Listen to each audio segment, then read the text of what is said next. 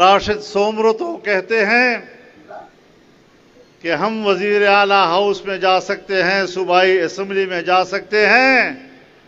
अगर जमीयत उलमा इस्लाम ने आवाज दी और पूरे मुल्क से लोगों को बुलाया तो फिर इस्लामाबाद आपके कब्जे में होगा और हम वहां तक नहीं जाना चाहते।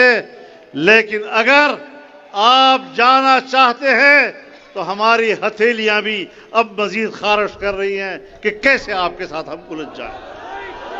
आपने अपने सूबे में अमन की आवाज बुलंद की, आज भी आप अवाम की आवाज हैं और मैं आपको बताना चाहता हूं कि खैबर पख्तूनख्वा में जहां अमन नाम की कोई चीज नहीं, उस महाज पर भी जमीयत उलमा इस्लाम वो वाहिद कुव्वत है जो अवाम की आवाज बनकर मिलियन मार्च करती है। सूबा बलोचिस्तान में जाएं, जहां पर बदअमनी का राज है, लोगों को उठाकर लापता कर दिया जाता है। और जब ये सिलसिला शुरू हुआ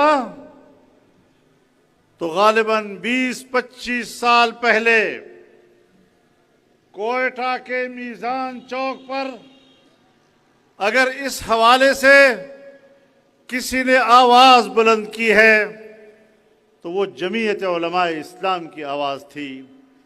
और आज भी वो आवाज चतराल से लेकर तुरबत और गवादर तक और कराची से कश्मीर तक जमीयत उलमा इस्लाम की आवाज है जो अमन का प्रचार कर रही है।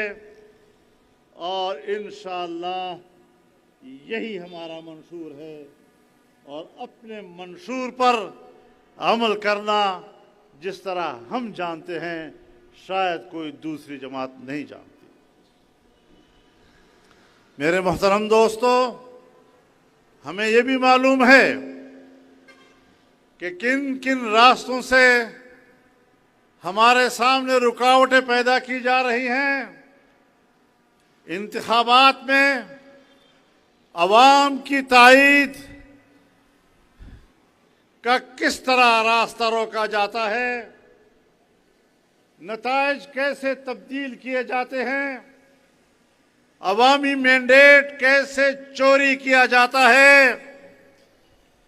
लेकिन हमने सब्र का दामन हाथ से नहीं जाने दिया। हमने सियासी तहरीक को जारी रखा, वरना राशिद सोमरो तो कहते हैं कि हम वजीर आला हाउस में जा सकते हैं, सूबाई असम्बली में जा सकते हैं। अगर जमीयत उलमा इस्लाम ने आवाज दी और पूरे मुल्क से लोगों को बुलाया तो फिर इस्लामाबाद आपके कब्जे में होगा और हम वहां तक नहीं जाना चाहते। लेकिन अगर आप जाना चाहते हैं तो हमारी हथेलियां भी अब मजीद खारिश कर रही हैं कि कैसे आपके साथ हम उलझ जाएं।